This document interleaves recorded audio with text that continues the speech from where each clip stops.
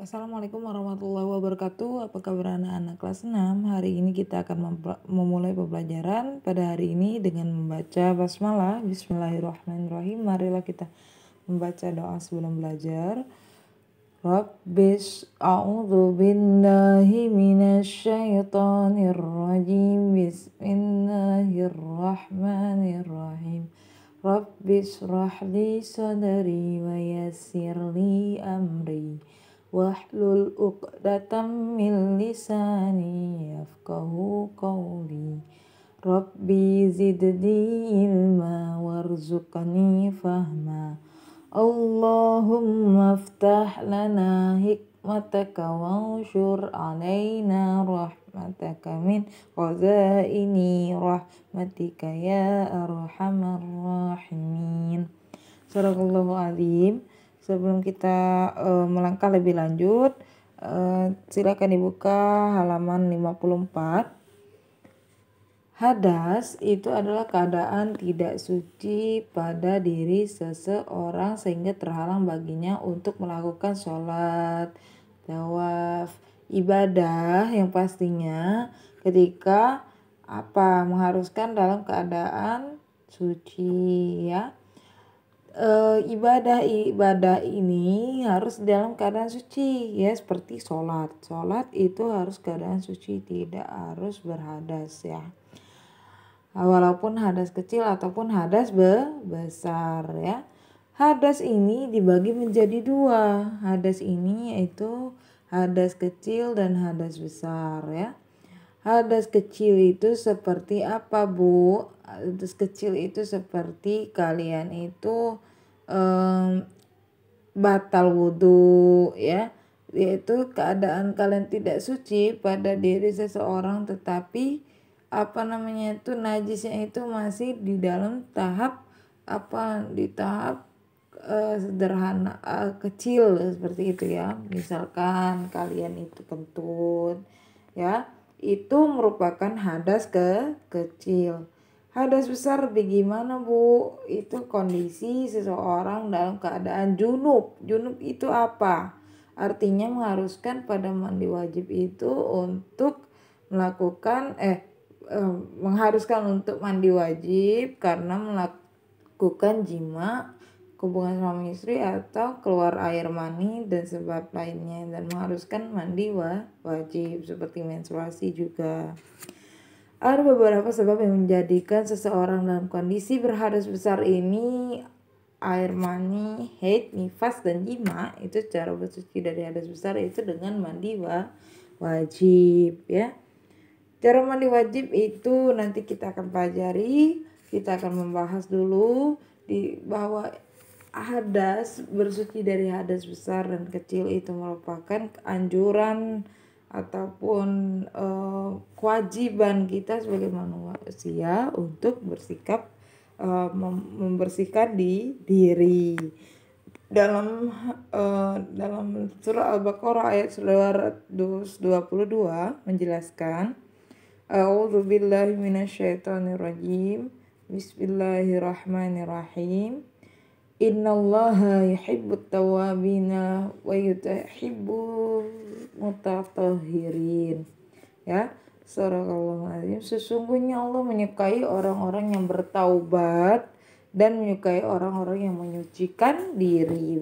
Nah, Allah saja suka dengan Allah saja suka dengan kebersihan, karena kebersihan itu adalah sebagian dari iman ya.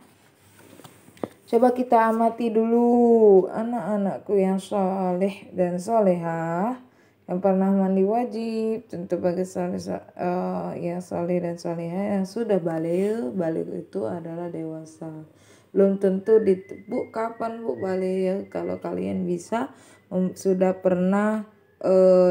balik, berarti kalian itu bisa membedakan yang mana baik dan yang mana buruk, yang mana yang sudah bisa kalian itu sudah menstruasi. Untuk tanda-tanda cewek, yang kalau laki-laki itu adalah laki-laki adalah kalian mimpi basah, mengeluarkan air mani, Haid itu untuk cewek ya, nifas dan jima. Nifas itu untuk wanita yang melahirkan setelah 40 hari. Melahirkan pada 40 hari dia harus dia belum harus untuk sholat, tetapi dia harus mandi wajib setelah 40 hari melahirkan ya. Nifas itu namanya. Jima itu adalah hubungan suami istri. Nah, selanjutnya kita lanjut lagi. Nah, pada halaman 56 silakan dibuka buku Al-Islamnya. Hadas adalah keadaan tidak suci pada seseorang ya. Karena sehingga terhalang sholat dan ibadahnya yang lainnya. Ini hadas dibagi menjadi dua, yaitu hadas kecil dan hadas besar. Hadas kecil itu kondisi seseorang tidak dalam keadaan wudhu. Nah, wudhu ya, karena belum wudhu atau batal wudhu itu seperti buang air besar, BAB, buang air kecil ya, kentut dan yang lainnya. Itu cara bersucinya itu hanya dengan menggunakan wudhu ya, dengan berwudhu atau tayamum juga jika tidak ada air ya. Hadas besar ini adalah kondisi seseorang dalam keadaan junub ya. Junub itu keadaan mengharuskan mandi wajib karena melakukan jima atau keluar air mani atau sebab lainnya dan yang haruskan kalian mandi wajib ya.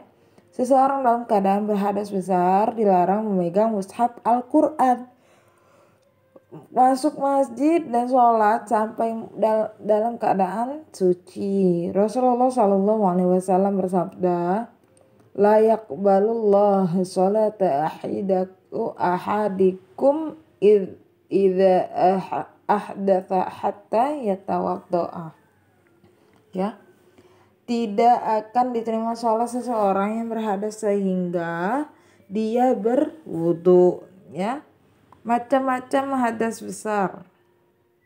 Macam-macam hadas besar kita sudah melihat 4 tadi. Keluar air mani itu yang pertama, keluar air mani bagi anak laki-laki. Keluar air mani ini menjadi salah satu tanda balignya atau kedewasaannya seseorang, yaitu yang karenanya kewajiban dari Allah harus dikerjakan seperti sholat 5 waktu, puasa bulan Ramadan, kewajiban lainnya dikerjakan. Apabila tidak dikerjakan mendapat dosa. Ketika kalian baligh itu kalian harus bukan ketika kalian baligh ya, ketika melakukan sesuatu situasi seperti keluar air mani untuk laki-laki, ini merupakan kewajiban kalian untuk mandi wajib ya. Karena ketika itu terjadinya kalian itu seperti mimpi basah, sehingga sering disebut seperti pada saat inilah kalian harus sering ataupun seharuskan untuk mandi wajib sebagai cara untuk bersuci. Selanjutnya 2, haid atau menstruasi yang sering disebut untuk perempuan atau datang bulan.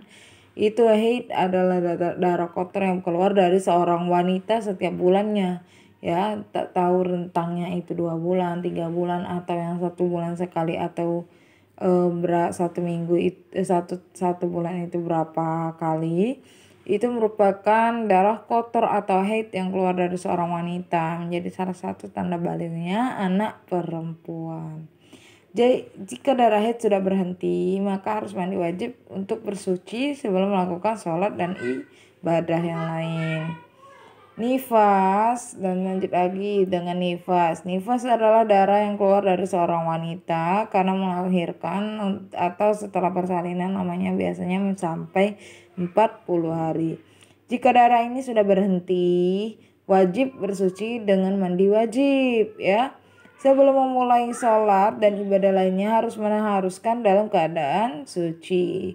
Jima adalah hubungan badan antara suami dan istri, itu harus mewajibkan juga untuk kalian bersuci seperti mandi wajib ya. Selanjutnya kita akan mengenal dengan tata cara bersuci dari hadas besar. Serta cara bersuci dari hadas besar itu cara bersuci dari hadas besar, yaitu mandi wajib. Adapun tata cara mandi wajib yang diajarkan Nabi Muhammad SAW itu adalah pertama itu dilakukan dengan niat. Sebelum memulai mandi wajib, berniat dalam hati membaca Bismillahirrahmanirrahim ya. Karena niat merupakan pembeda antara mandi biasa dengan mandi wajib ya. Cuma hanya Bismillahirrahmanirrahim kalian niatkan di dalam hati kalian membaca. Lanjut lagi, kalian mencuci kedua telapak tangan. Sebelum kedua tangan dimasukkan ke dalam air, cucilah terlebih dahulu kedua tangan sebanyak 3 kali supaya 3 kotoran yang ada di tangan menjadi bersih. Ya, ketiga, maaf Ibu berbicara untuk konten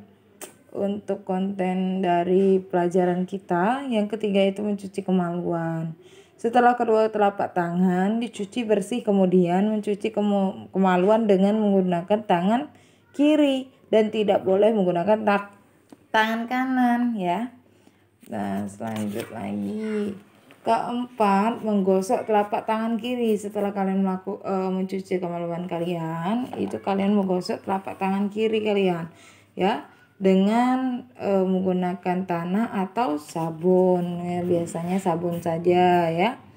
Dan lanjut lagi 5, berwudu. Berwudu itu seperti ketika kalian mau sholat ya, berwudu dulu. Sudah berwudu baru menyela-nyela pangkal rambut kalian, kulit kepala di sela-sela dengan menggunakan jari jemari sampai kulit kepala basah, lalu menuangkan air ke kepala ya secara 3 kali, sebanyak 3 kali. Dan yang ke-8 itu lanjut lagi mengguyurkan air ke seluruh tubuh.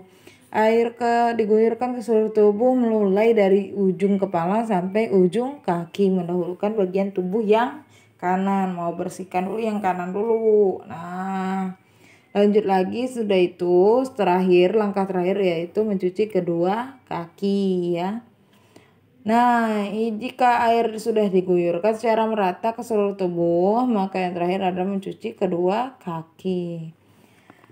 Lihat dulu kalian di halaman 58. Wawasan bahwa Rasulullah SAW ketika istangzihu min al-bauli fa inna ammata adzabil qabri ya minhu ya, bersihkanlah diri dari kencing karena kebanyakan siksa kubur berasal dari bekas kencing tersebut ya. Hadis ini di atas berisi anjuran untuk membersihkan diri dari kencing ataupun buang air kecil. Setiap selesai buang air kecil hendaknya dibersihkan ya dengan cara mencuci kemaluan. Buang air kecil dilakukan dengan duduk, tidak boleh sambil berdiri supaya celana dan yang lainnya tidak terkena percikan air kencing yang menjadikan najis. Jika tubuh dan pakaian terkena najis dan digunakan untuk sholat, maka sholatnya tidak sah. Itulah pentingnya untuk selalu membersihkan diri dari buang air kecil itu supaya ibadahnya sah terlebih dahulu, supaya terhindar dari siksa kubur ya. Nah, itulah penjelasan dari Ibu. Kalian hafalkan ataupun kalian praktekkan, bukan praktekkan buka baju, bukan. Kalian seperti tata caranya kalian niat dalam hati mencuci kedua telapak tangan kalian ya. Lanjut lagi mencuci kemaluan kalian menggosokkan paha saja. Kalau misalkan dalam prakteknya kalian boleh melakukannya mencuci kemaluan kalian. Lanjut lagi menggosok telapak tangan kiri, berwudu, menyela pangkal rambut dengan membasahinya. Nah, mengguyurkan air kepala dengan 3 kali, mengguyurkan air ke seluruh tubuh dari kanan terlebih dahulu. Lanjut lagi mencuci kedua kaki. Nah, pertanyaan dari Ibu pertama ada 4 soal. Pertama, apa yang dimaksud hadas? Kedua, sebutkan hadas, sebutkan macam-macam hadas. Yang ketiga itu apa arti hadas besar? Dan macam-macam hadas besar. Yang keempat yaitu hafalkan tata cara mandi wajib, ya, atau kalian praktekkan boleh, kalian videokan ya, kirim ke ibu boleh, atau kalian upload di YouTube kalian dan kalian share linknya boleh ya. Itu saja dari ibu. Terima kasih. Nasrul minallah wa fatun qarib. Wassalamualaikum warahmatullahi wabarakatuh.